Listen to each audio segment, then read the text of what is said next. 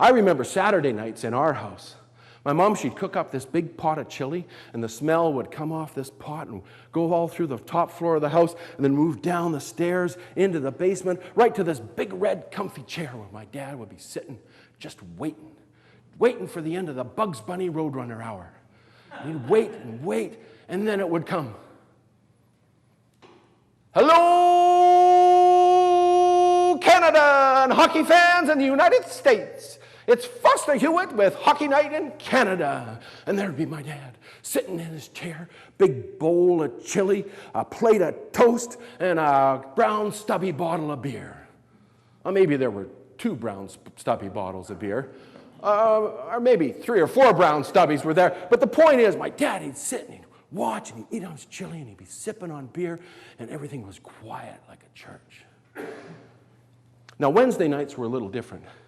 Back in those old-fashioned days, there were 2 hockey games on TV a week.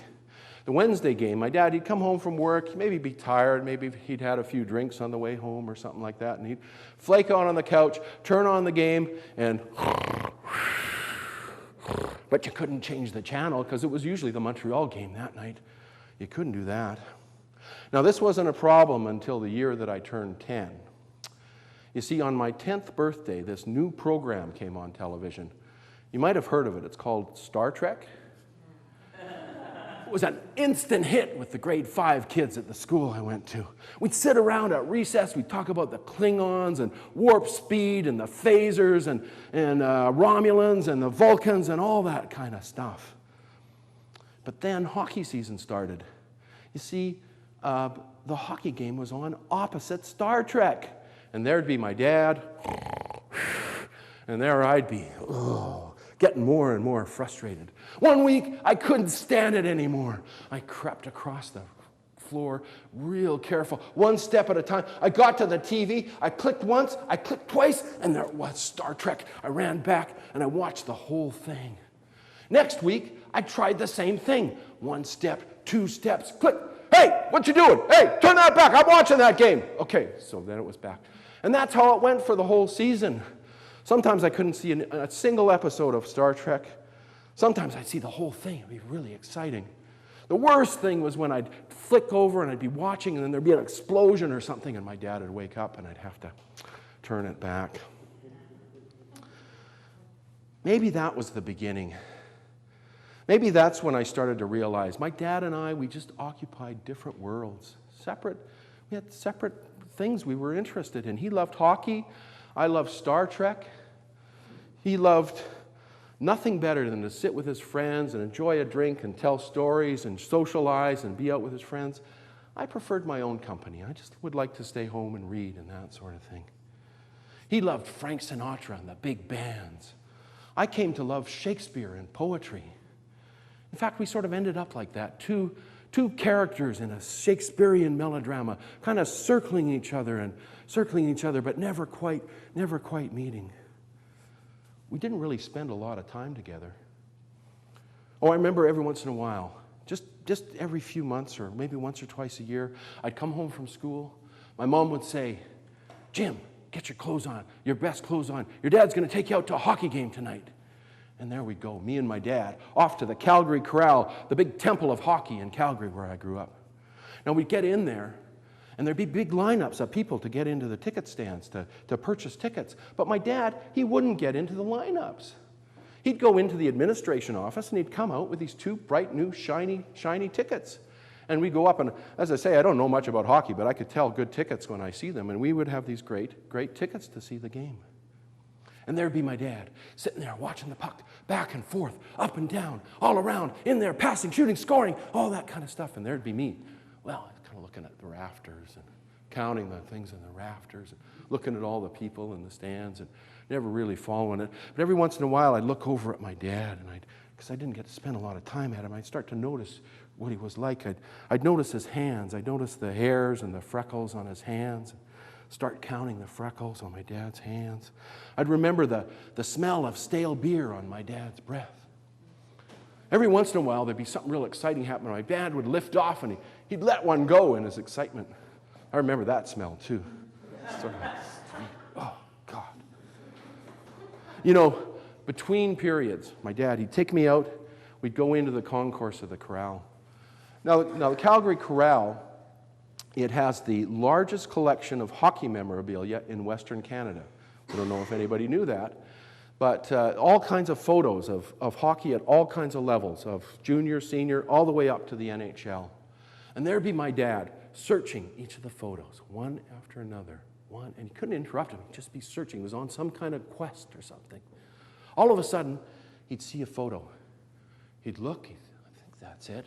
He'd get a little closer, and he'd say, that's it. That's him, Jim. That's your uncle. That's Charlie Sands.